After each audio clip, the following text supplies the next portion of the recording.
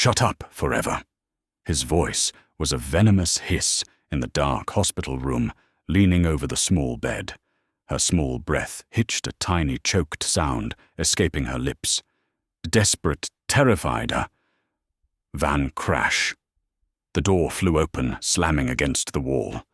A powerful voice roared, cutting through the fear. "Get your hands off her now." The sky above the city wept a greasy grey drizzle, smearing the windows of the public welfare office like dirty fingerprints. Inside, the air was cold, sterile, echoing with the sharp, lonely click, click, click of a clerk's pen, a sound unnervingly like knuckles tapping on stone. Through the heavy door, Martha entered. She moved with the slow, painful uncertainty of someone wading through deep, unfamiliar water. Early 40s, perhaps, but she carried the weight of several lifetimes in the slump of her shoulders and the near sightless gaze of her clouded eyes. Her back was permanently bowed, a testament to exhaustion etched into her very frame.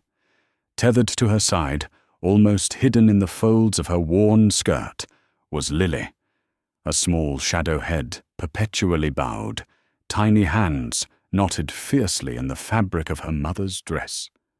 She was 12, they would soon learn, but she moved with the unnerving silence of something much older, or perhaps something never allowed to be young. Her eyes fixed on the scuffed linoleum floor saw nothing, or perhaps saw too much. At the far end of the expansive, chilly room, Alexander Vance was concluding his business. The crisp rustle of high finance documents seemed out of place here, amidst the scent of damp wool and quiet desperation. He'd just signed the final papers, establishing a significant charitable foundation, one aimed at helping children who'd fallen through the cracks. Usually his assistants handled such matters, but today Alexander had felt a rare compulsion to deliver the decision himself. He'd told himself he wanted to see the need firsthand, to understand the faces behind the statistics. His millions were meant to help.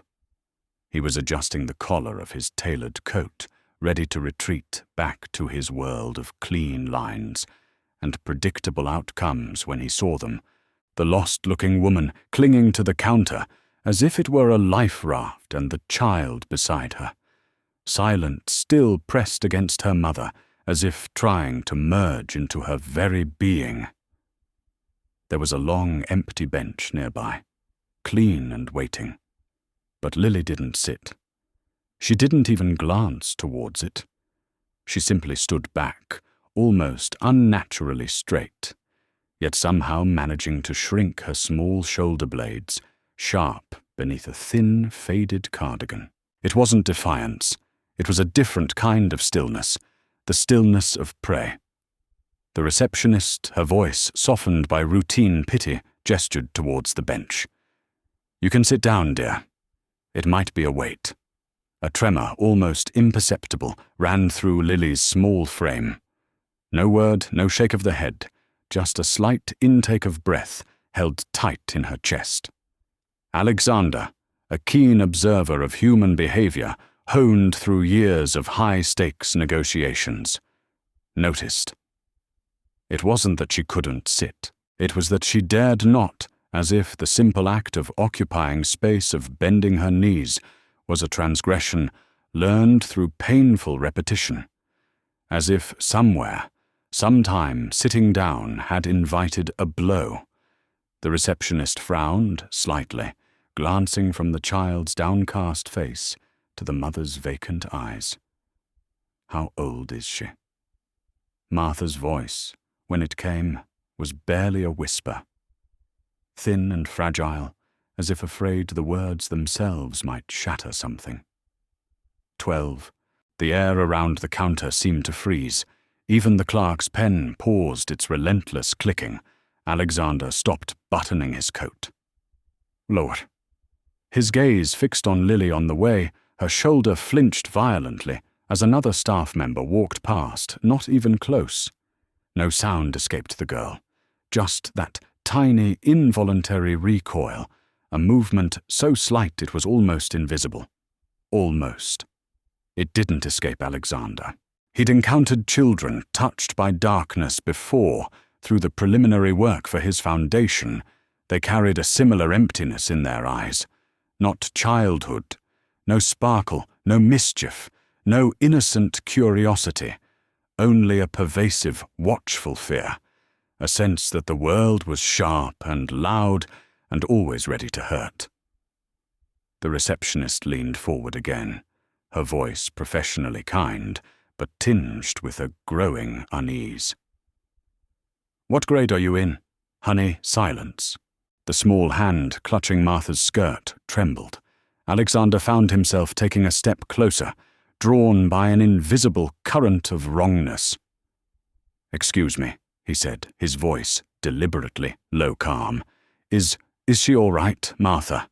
Turned her head slowly towards the sound of his voice. Her face was a landscape of exhaustion.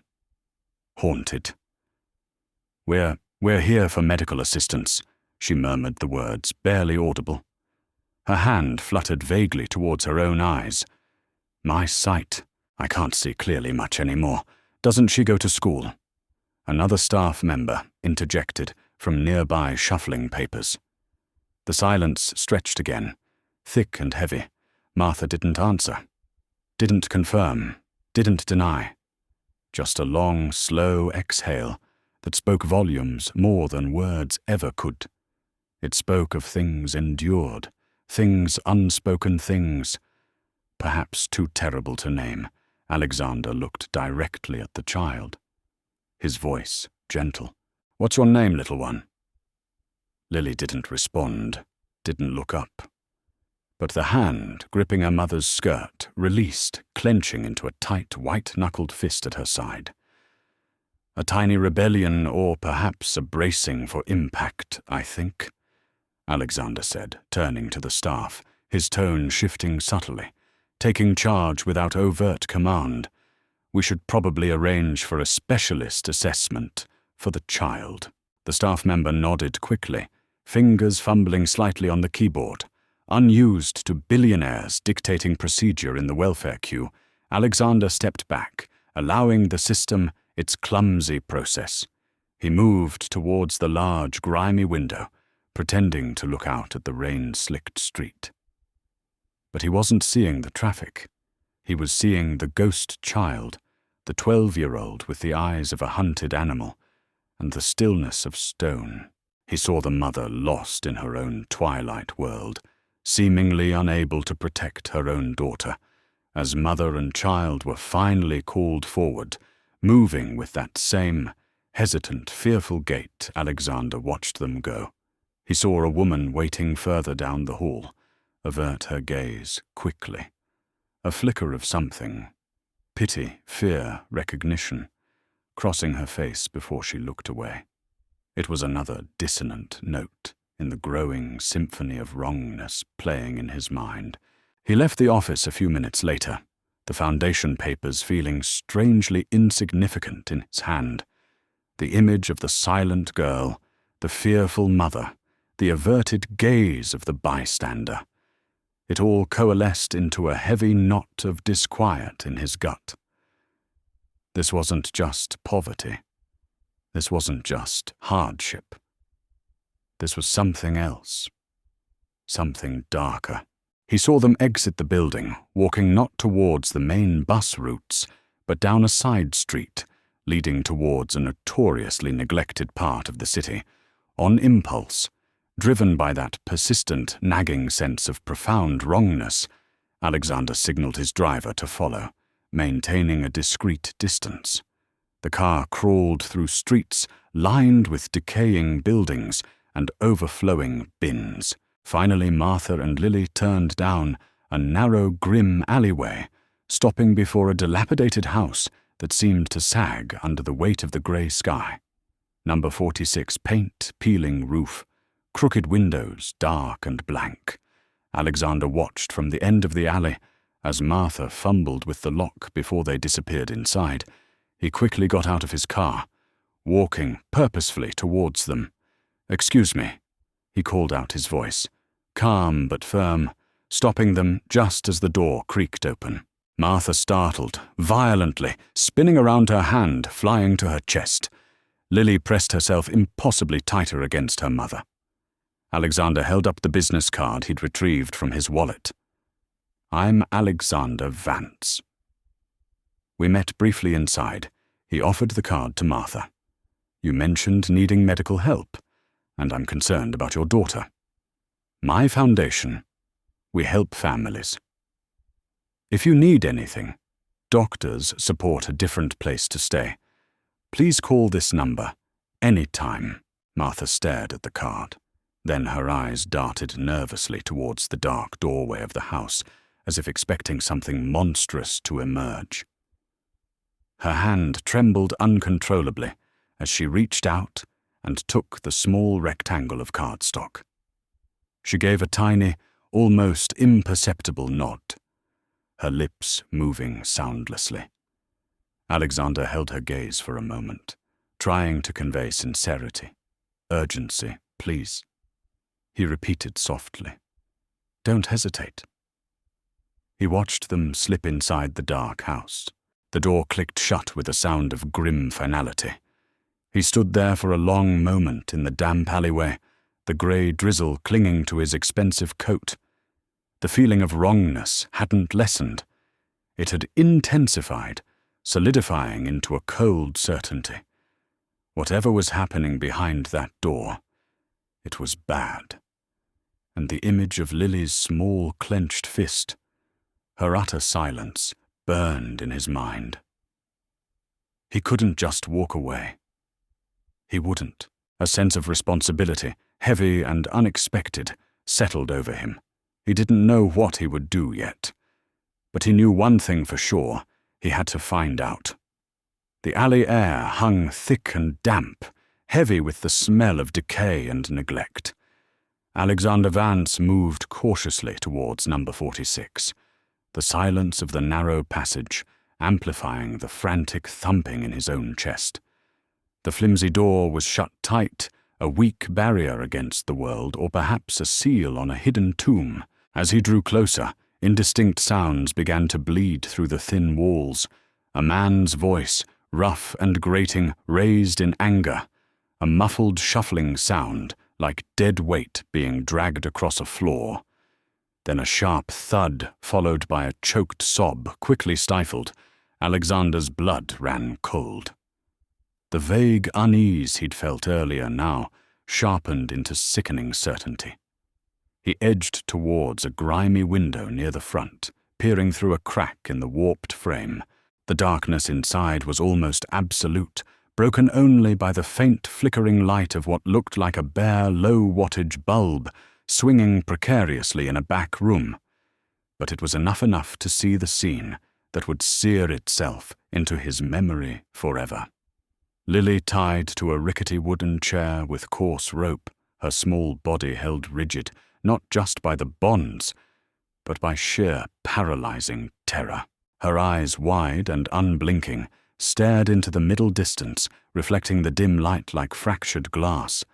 A dirty rag was tied loosely around her mouth, a brutal deterrent against any sound she might dare to make. Standing over her, his back partially to the window, was a large, slovenly man. Victor. He wore a stained tank top, his heavy frame casting a menacing shadow. He pulled the knot on the rope tighter, with a grunt of satisfaction, then turned. Alexander could see his face now, flushed with anger, eyes narrowed with a cruel, possessive glint. And then Alexander saw Martha. She was huddled on a dilapidated sofa nearby, her body turned half away, hands covering her face. But she wasn't intervening. She wasn't screaming for help. She was simply there. A silent, seemingly broken witness.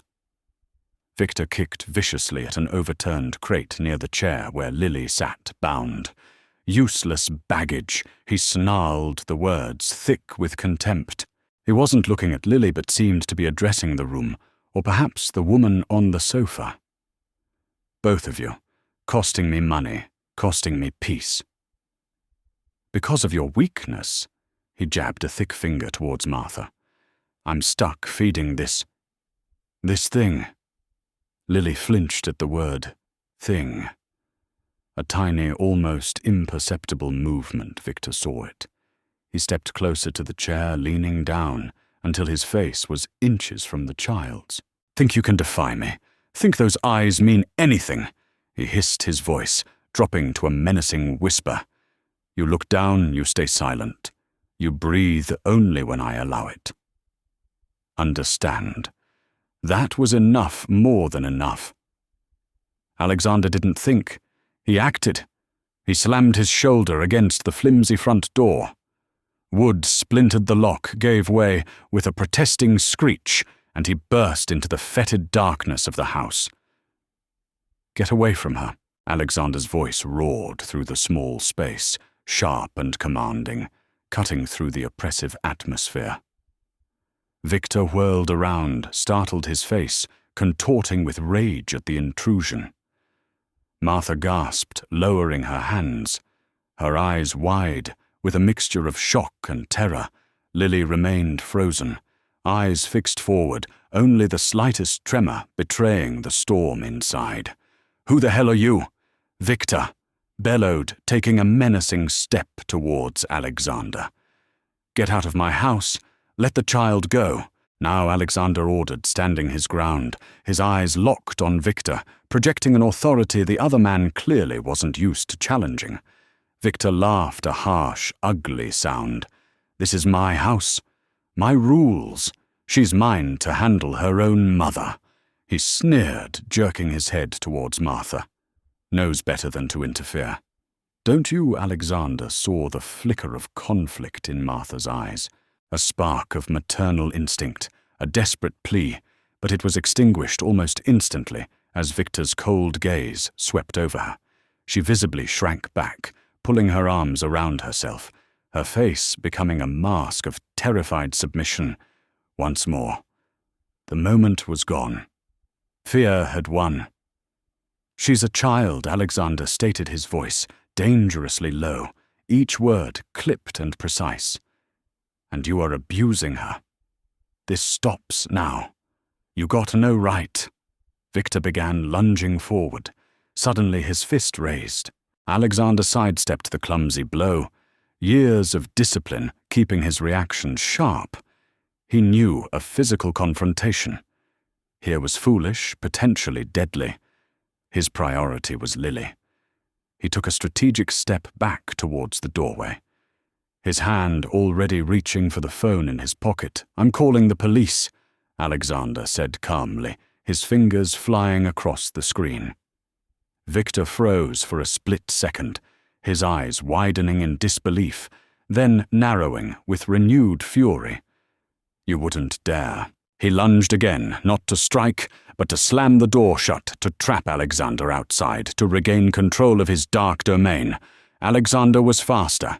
He pivoted, using his body to block the door momentarily, while he spoke clearly into the phone. 911 emergency. I need immediate assistance. Child abuse in progress. A young girl is tied up, being assaulted by a male relative. He rattled off the address. Number 46, the alleyway designation. He is violent. Send officers immediately. The sound of sirens, faint at first, but growing rapidly louder, began to cut through the tense silence. Victor heard them. Raw panic flared in his eyes, quickly replaced by a cornered animal's rage. You bastard! He screamed, abandoning the door and turning back towards Lily, perhaps intending to silence her permanently before the police arrived. But Alexander wouldn't allow it. He used the momentary distraction to shove the already damaged door fully open, placing himself firmly in the doorway, a physical barrier between the monster and his prey. It's over, Alexander said, his voice ringing with conviction, even as his heart pounded against his ribs. Victor hesitated, trapped between the approaching sirens and the unexpected obstacle in the doorway. He glared at Alexander, then at Lily, then back at the door. his mind racing. With a final guttural roar of frustration and hatred, he shoved past Alexander, shouldering him roughly aside, and slammed the broken door shut from the inside. The damaged lock clicked, a feeble attempt to hold back the inevitable. Alexander stumbled back, but caught his balance. He stood outside the shattered door, the wail of the sirens now deafeningly close, echoing down the narrow, suffocating alley. Red and blue lights began to strobe against the damp brick walls. Rescue was here, but Lily was still inside alone with Victor. For how long seconds stretched into an eternity? He pounded on the door, shouting her name, his voice drowned out by the approaching storm of justice. The immediate aftermath was a blur of flashing lights, sharp commands, and the raw, ugly sound of Victor's continued curses, as two uniformed officers pinned him against the grimy wall, cuffing his hands securely behind his back. He remained defiant, spitting venomous threats, even as he was subdued, a beast unrepentant even in capture. Paramedics moved quickly, efficiently towards the house. Lily was brought out moments later, wrapped in a thin grey blanket provided by an officer. She was terrifyingly still, her face waxen in the strobing emergency lights. Her eyes, wide and dark, darted from face to face, not with comprehension, but with the instinctual panic of a trapped animal, surveying new predators. She made no sound, offered no resistance, as they gently placed her on a stretcher. It was as if her body had learned that stillness was the only path to survival. Martha followed, guided by a female officer. She seemed lost, adrift in a fog of shock and fear, her near-sightless eyes unfocused. She didn't look at Lily on the stretcher, nor at the struggling, cursing form of Victor being forced into a police cruiser. She just shuffled forward, a broken piece moved by an external force. Alexander watched it all unfold from the mouth of the alley, his jaw tight, a cold knot forming in his stomach. He stayed back, not wanting to add to the chaos or frighten Lily further, but his eyes tracked every movement. He saw the paramedic gently trying to check Lily's pulse, the way the child flinched at the touch. He saw the utter vacancy in Martha's expression. Later, at the sterile quiet of the hospital's emergency wing, the full sickening scope of Lily's ordeal began to surface. Alexander waited in a private consultation room, the silence broken only by the distant hum of machinery. A grim-faced pediatrician entered, chart in hand. Mr. Vance, the doctor, began, his voice low. The physical findings are deeply concerning. Severe malnutrition, chronic dehydration, multiple contusions, both old and new, particularly across her back and arms. There are ligature marks on her wrists and ankles, consistent with prolonged binding. He paused, taking a breath. We also see early signs of spinal curvature, likely due to being forced into incorrect postures for extended periods. Body fat percentage is critically low. Alexander listened each word, a hammer, blow against his composure. He nodded numbly, unable to speak. We've called in Dr. Mary Evans, head of child psychiatry, the doctor continued. Her preliminary assessment. Well, the psychological trauma is profound. The mutism, the hypervigilance, the extreme fear response. These are indicators of severe long-term abuse and neglect recovery. He stressed, meeting Alexander's eyes will be a very long, very difficult process. If he added softly, if full recovery is even possible. The door opened again, admitting Police Chief Hammond, his expression as grim as the doctor's. He carried a thin file. Mr. Vance, we need to talk. Alexander gestured towards a chair. What have you found? Hammond sat opening the file. We ran checks on the names provided. Martha's identity is confirmed, though her recent history is sparse. Seems she's been entirely dependent on Victor since her husband, his brother, died in a house fire years ago. Health issues, failing eyesight. Classic isolation. He tapped a page. The girl, however. Lily. There's no record anywhere. Alexander frowned. What do you mean? No record. I mean, Hammond said, his voice flat. No birth certificate filed. No social security number. No school enrollment, obviously. No vaccination records. No pediatrician visits logged. According to the state, according to the country, Lily Carson does not exist. The room seemed to tilt. A child erased, wiped from existence, while still breathing, hidden away in that squalid cage. We spoke with Martha Hammond, went on flipping a page, separately with a female officer, specializing in domestic cases. She's terrified, nearly blind, confirmed. Victor controlled everything. Money, food, when she could leave the house, which wasn't often. She kept repeating he was all she had left, that he took them in. There were attempts to minimize, rationalize his temper. He sighed. Classic signs of coercive control and learned helplessness. She mentioned he handled all the finances after her husband died, took control of any inheritance or insurance, likely left her completely powerless.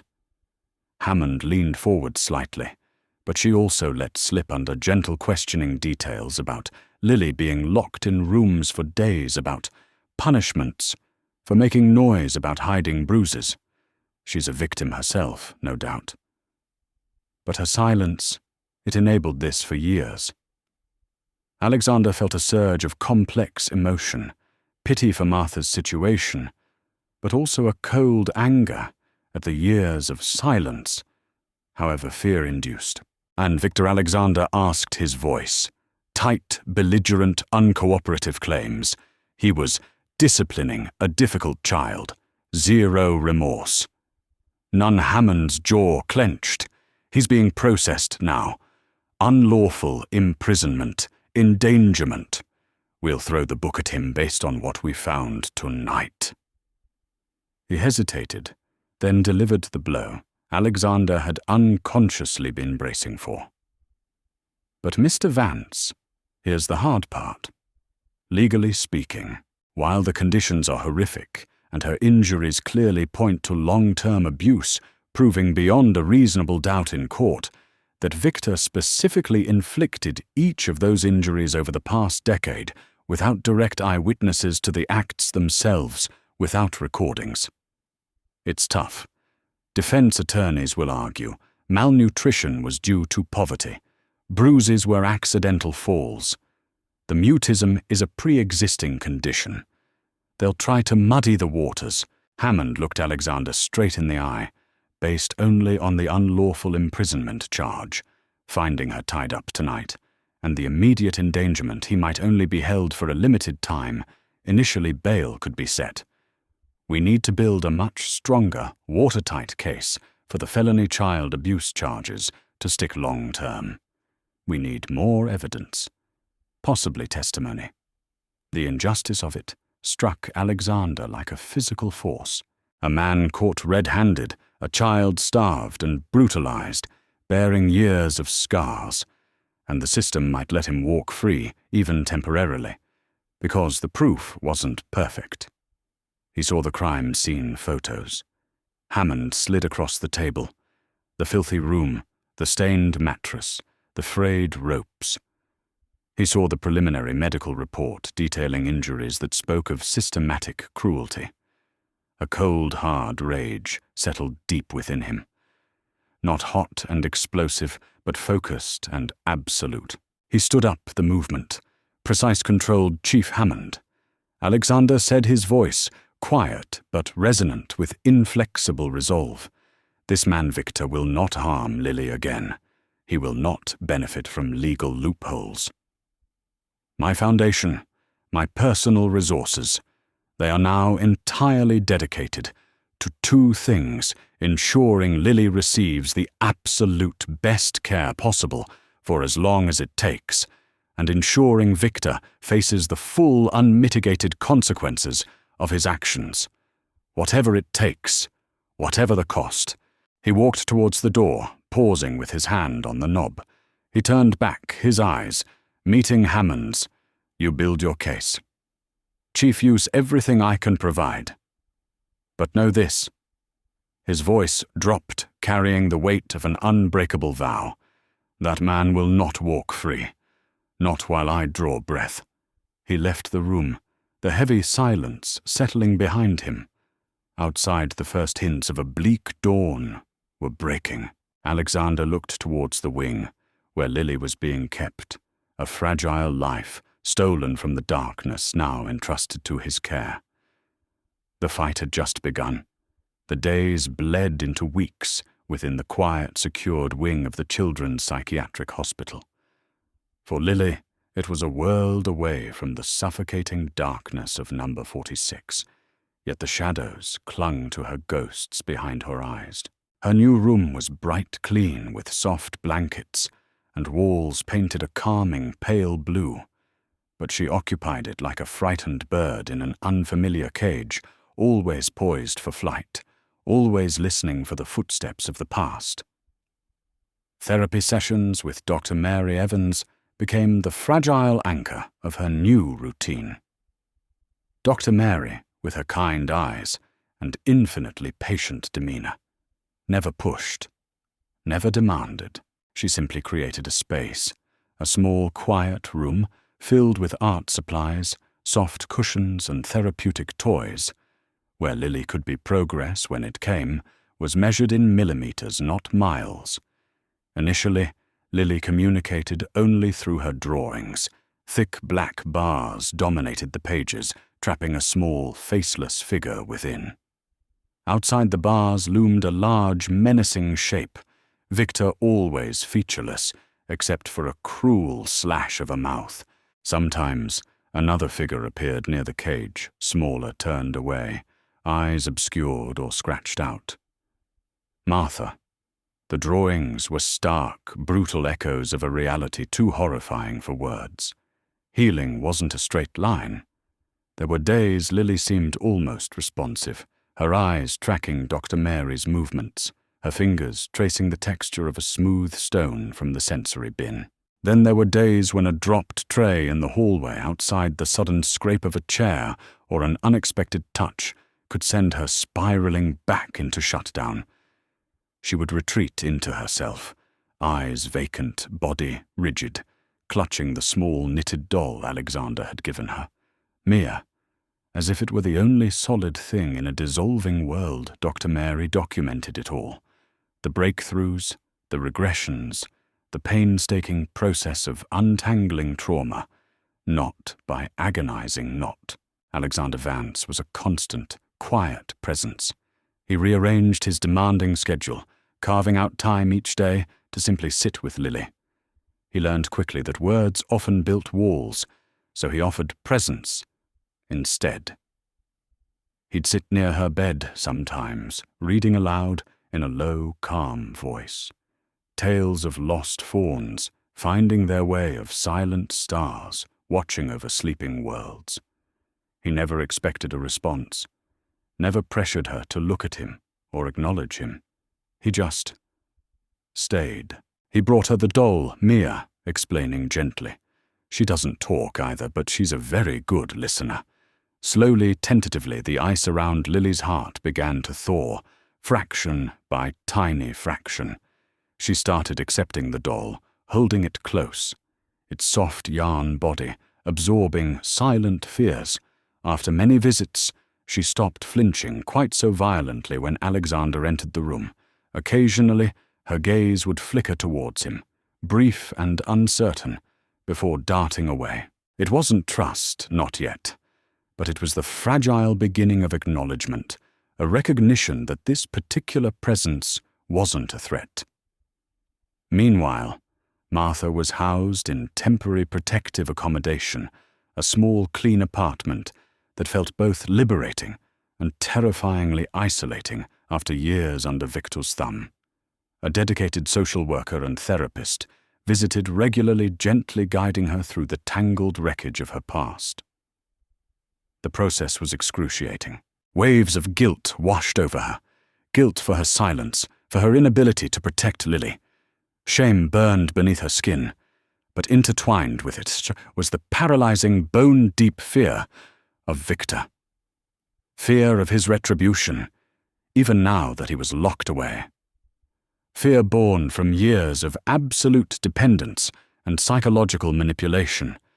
He said he was the only one who'd care for us. She stammered during one session, tears streaming down her face, her hands twisting in her lap. He said the world was cruel, that she was cursed, a burden no one else would take. I was going blind. I couldn't work. What was I supposed to do? The therapist listened patiently, validating her fear while gently challenging the narrative Victor had woven. The police needed her full statement, Detective Hammond had explained via the social worker, a detailed account of the years of control, the threats, the specific incidents she witnessed or suspected, even if she hadn't seen every blow land. It could be crucial in keeping Victor imprisoned long-term, but it meant confronting everything she had tried to bury. It meant potentially facing Victor or his lawyer in court. The choice lay before her, stark and terrifying remain, shrouded in the victimhood Victor had defined for her, or take the first agonizing step towards accountability, towards reclaiming some sliver of agency, however frightening the path.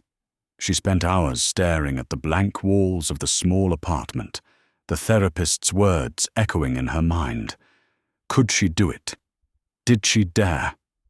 One evening, trembling, she picked up the phone and called the social worker.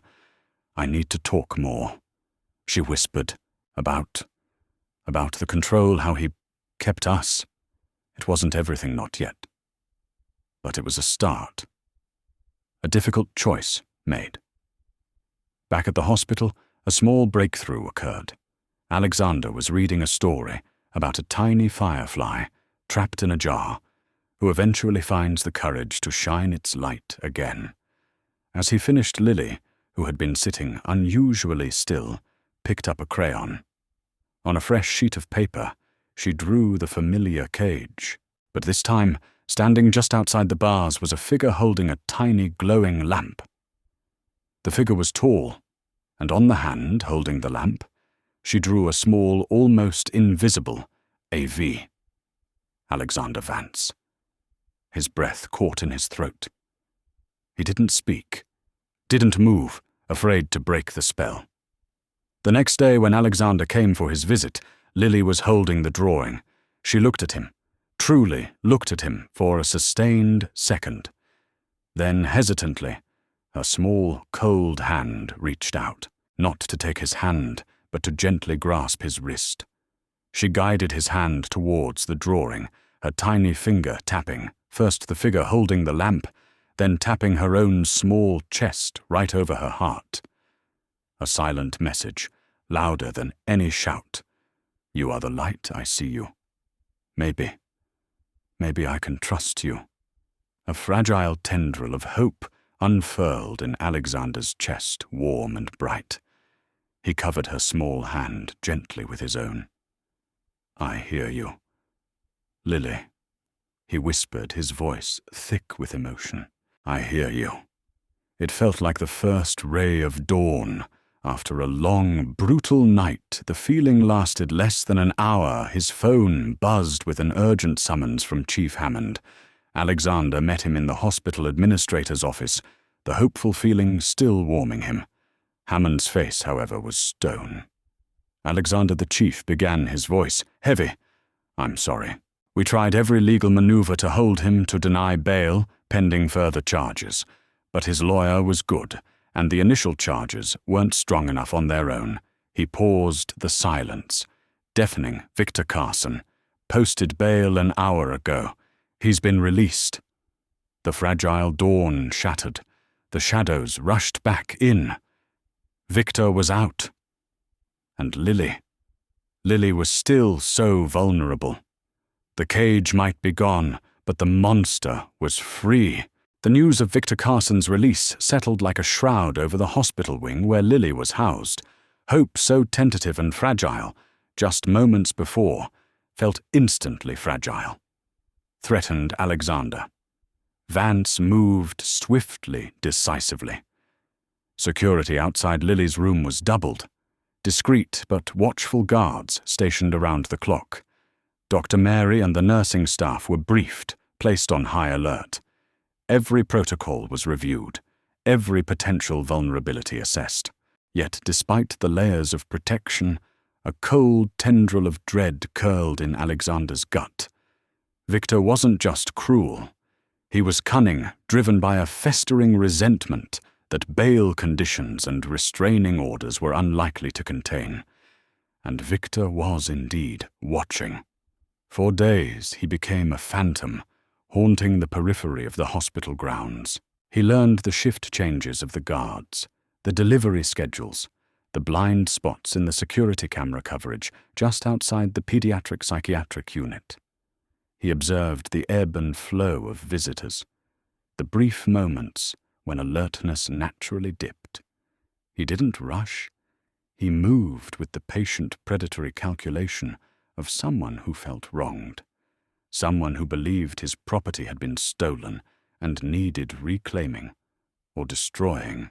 Alexander felt his presence like a change in barometric pressure, a prickling on the back of his neck whenever he entered or left the building. Chief Hammond had plainclothes officers discreetly monitoring the area, but Victor was slippery, melting into the urban landscape, never staying in one place long enough to warrant immediate action beyond enforcing the restraining order's distance clause.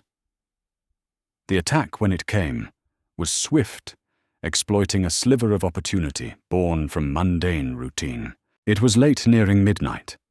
The hospital corridors were hushed, bathed in the low, sterile glow of nightlights. One of Lily's guards had just stepped away for a mandatory break, the other momentarily distracted by a minor, unrelated commotion further down the hall. A dropped bedpan, a sudden call bell. 40 seconds, perhaps less. That was all it took. Victor materialized from the shadows near a service entrance he'd observed earlier. He moved with surprising speed and silence for a man of his bulk, using a low-level access card swiped earlier from a careless cleaner's unattended cart. The electronic lock on the corridor door leading to Lily's section beeped softly, granting him entry. He slipped inside a dark shape against the pale walls. He knew the room number he'd watched. He approached room 203, his heart pounding with a mixture of adrenaline and vindictive purpose. The guard momentarily occupied down the hall wouldn't see him. He used the stolen card again. Another soft beep. The door to Lily's room clicked open inside. Lily slept, though her rest was seldom peaceful. She lay curled on her side, the knitted doll Mia held tightly against her chest. The soft moonlight filtering through the window cast long shadows across the room, transforming familiar shapes into potential threats. The quiet click of the door latch startled her awake. Her eyes snapped open instantly wide with primal fear. In the dim light filtering from the hallway, she saw him, a large silhouette filling the doorway. The shape she saw in her nightmares, the source of all her pain. Victor stepped into the room, letting the door whisper shut behind him. He didn't speak immediately, just stood there, savoring her terror, his eyes adjusting to the dimness. He could see her trembling violently beneath the thin blanket, her breath coming in short, hitched gasps. Did you think he finally rasped his voice, a low, venomous hiss that slithered across the room? Did you really think you could get away?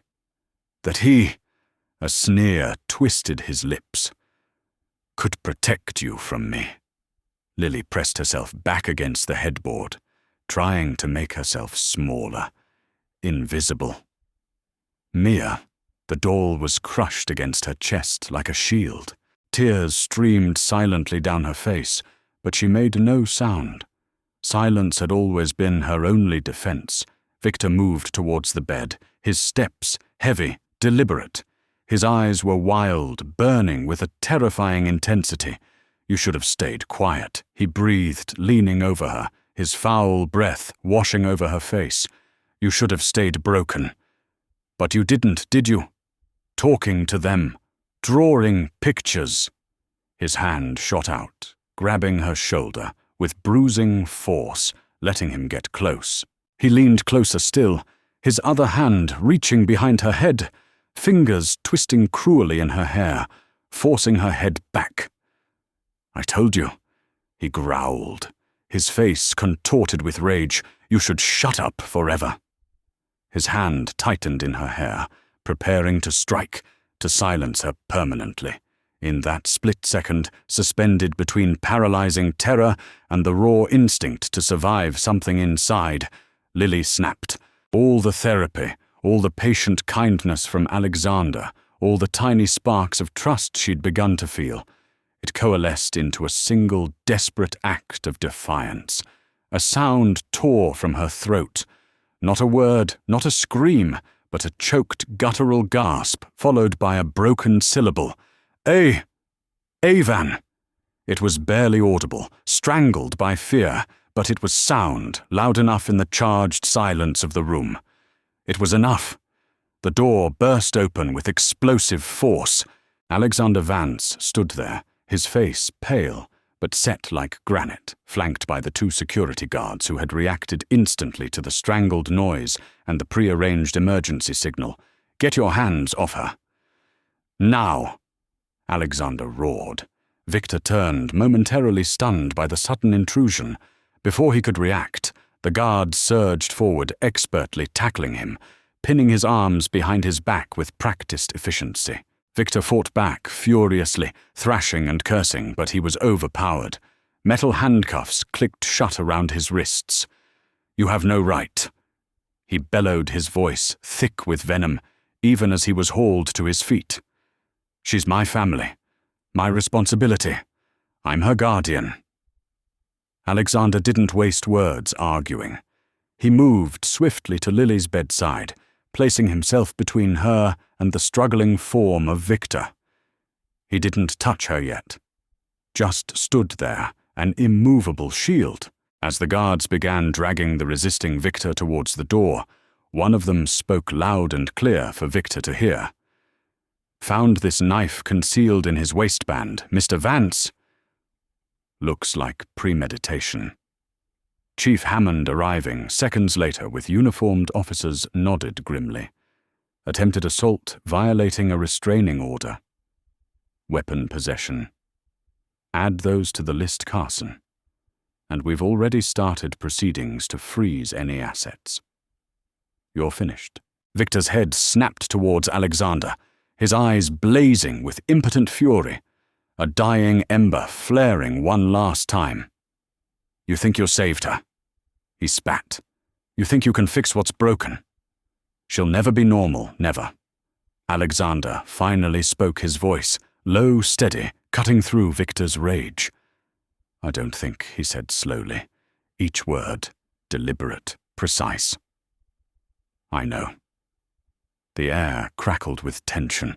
Then Victor was pulled forcefully from the room, his hateful shouts echoing down the corridor until they faded into the distance. Silence descended upon the small room, broken only by Lily's ragged, terrified breaths. She sat huddled on the bed, trembling uncontrollably, tears still streaming down her face. She hadn't cried out during the struggle, hadn't screamed, but she had made a sound, her sound. Alexander turned slowly, his heart aching for the terror she had just endured. He walked over, kneeling beside the bed, his expression filled with gentle concern. He didn't speak, didn't reach out immediately, giving her space. But then Lily did something unexpected. Through her trembling, through her tears, Her small, cold hand reached out. Not towards the doll this time, but towards him. Her fingers brushed against his sleeve, then weakly grasped his hand. Small, fragile, but holding on tight. Her lips moved soundlessly this time, forming the two words she had tried to cry out moments before. Alexander Vance. He held his breath, meeting her wide, tear-filled eyes. In that moment, amidst the wreckage of renewed trauma, a tiny defiant seed of voice had taken root, and he had heard it. The trial of Victor Carson was swift, the evidence against him overwhelming and damning. Alexander Vance ensured the prosecution had every resource, every expert witness needed. The courtroom listened in stunned silence as the full narrative unfolded, the chilling medical reports detailing years of systematic starvation and injury. The crime scene photographs from the squalid house at number 46, the security footage of Victor stalking the hospital corridors, the folding knife found concealed on his person during the final assault, the irrefutable proof of Lily's non-existence in any official record, a child deliberately erased. Perhaps the most compelling testimony came unexpectedly from Martha, shielded from Victor's direct gaze, supported by her therapist. Her voice trembled, barely audible at first. But prompted gently, she recounted not just the physical neglect she'd witnessed, but the suffocating web of psychological control, the constant fear, the financial manipulation that had left her utterly dependent and paralyzed. She spoke of Victor's chilling pronouncements that Lily was a curse, better off unseen, unheard. It wasn't a testimony seeking pity, but a halting, painful confession of truth, an essential piece in demonstrating the calculated cruelty Victor wielded. Victor remained defiant throughout his lawyer's arguments about discipline and misunderstanding, dissolving under the sheer weight of evidence. When the guilty verdict was read out on multiple counts, aggravated child abuse, unlawful imprisonment, attempted assault weapon possession, there was no gasp, only a profound, collective exhale in the courtroom. Justice long delayed had arrived. The judge, her face stern, but etched with sorrow, delivered the sentence. 25 years had been the sentence in a story once told, but the reality bolstered by the clear evidence of premeditation and extreme cruelty warranted more. Victor Carson was sentenced to 35 years in state prison with strict limitations on parole eligibility. Furthermore, the judge ordered the forfeiture of any remaining assets traced back to his brother's inheritance, funds likely used to maintain his control over Martha and Lily, ensuring he would emerge, if he ever did, with nothing.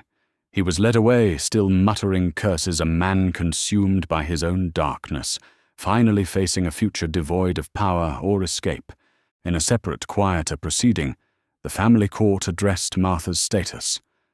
Her parental rights to Lily were formally terminated, deemed necessary, given her admitted inability to protect her child under duress.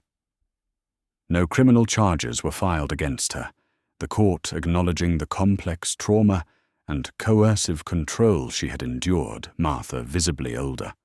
Her sight further diminished, but her posture somehow straighter, accepted the ruling with quiet dignity. There were tears, yes, but perhaps tears of release as much as sorrow. Later, with support from social services and initial funding quietly arranged by Alexander's foundation, she moved into a small assisted living apartment. She began attending support groups, learning Braille, taking hesitant steps towards rebuilding a life defined not by Victor's shadow, but by her own quiet resilience. She understood healing meant space for both her and Lily, accepting a future where love might exist from a respectful distance, not from a place of broken obligation. Her peace, too, would have to be earned day by quiet day. With the legal battles concluded, Alexander moved quickly. The petition for permanent guardianship was approved without contest, and the formal adoption process was initiated, a legal act solidifying the bond that had already formed in their hearts. Lily finally had a name that was legally hers, a history acknowledged, a future secured. Time measured not just in days, but in healing began to flow differently. A year passed. Lily thrived, not miraculously, but steadily under the patient care of Alexander. Dr. Mary dedicated therapists and specialist educators at a school designed for children with trauma histories. The silence that had once defined her began to recede, replaced by hesitant words, then cautious sentences, then the tentative blossoming of her own unique voice. At a small end-of-year ceremony at her school, Lily stood before a small audience of teachers, therapists, and guardians. She clutched a piece of paper, her hands trembling slightly, but her eyes, once vacant, now held a soft, clear light. Alexander sat in the front row, his heart full. I used to live in the dark," Lily began, her voice soft, still carrying a slight tremor, but clear and audible. She didn't read directly from the paper, but glanced at it occasionally. It was very quiet and cold. She paused, took a breath. Then a light came. Not a big light, just enough to see a door. She looked up, her eyes. Finding Alexander's. Someone opened the door. Someone stayed. Another pause, longer this time. Now I am learning to step out to make my own light. Thank you, she finished, simply looking directly at Alexander. Staying applause filled the small room. Warm and heartfelt, Lily dropped the paper, walked off the small stage, and straight into Alexander's open arms, burying her face in his shoulder. He held her tight, blinking back tears. No grand pronouncements were needed. The journey was far from over, but they had reached a new shore. A few months later, the Lily's Light Foundation officially opened its doors in a bright, welcoming community center space. Its mission to find and support the forgotten children, the ones hidden in plain sight, the ones without papers, without a voice, the ones society had failed. The logo displayed prominently by the entrance was based on one of Lily's early therapy drawings, the simple figure holding a lamp outside the dark cage. Lily, now more confident, helped choose the colors for the playroom, and sometimes drew pictures to be included in comfort kits for other children entering the system. One quiet evening back in the peaceful sanctuary of Alexander's home, they sat in the library. Alexander was reading a report, while Lily sketched in a notebook. The silence, comfortable, companionable mare. The knitted doll sat on the table beside her, a relic of a past she was slowly outgrowing, but not discarding. Suddenly Lily looked up from her drawing. Alexander.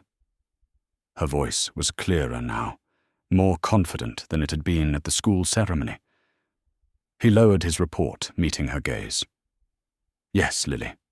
That star," she said, pointing with her pencil towards the darkening sky outside the large window, the very bright one. "Does it have a name?" Alexander smiled, a genuine, unburdened smile. He stood up, walked over to the window, Lily following him. He pointed. "That one. That's Sirius. They call it the dog star. It's one of the brightest we can see." Lily tilted her head, considering it. "Sirius." She repeated softly, testing the name, her own voice finding its place among the stars. She looked up at Alexander, her eyes reflecting at the twilight. "It's beautiful." He put a gentle arm around her shoulders, a gesture of easy affection, freely given and freely accepted. They stood there for a moment, watching the first star emerge in the evening sky. Darkness hadn't been erased.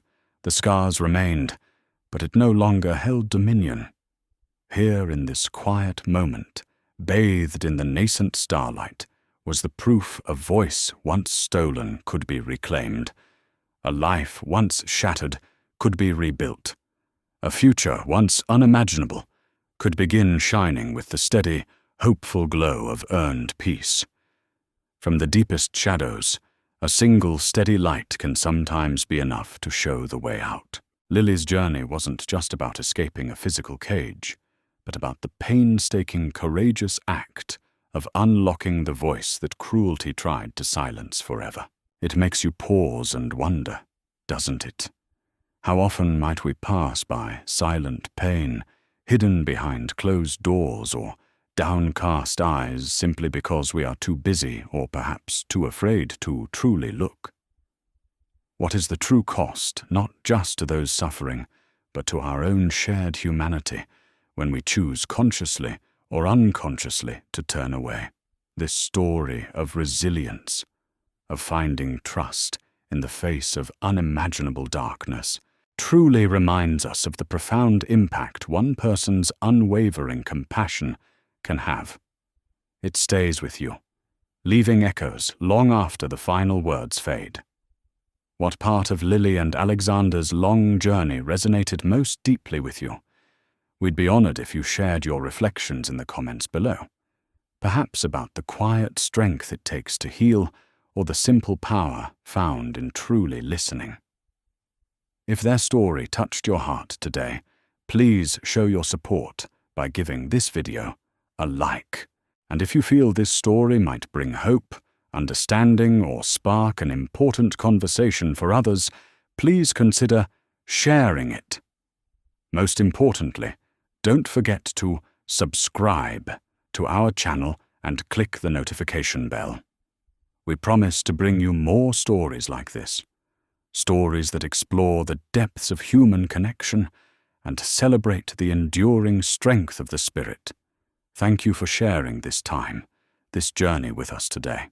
May you always find, and perhaps more importantly, may you always strive to be a light in the darkness. Until next time.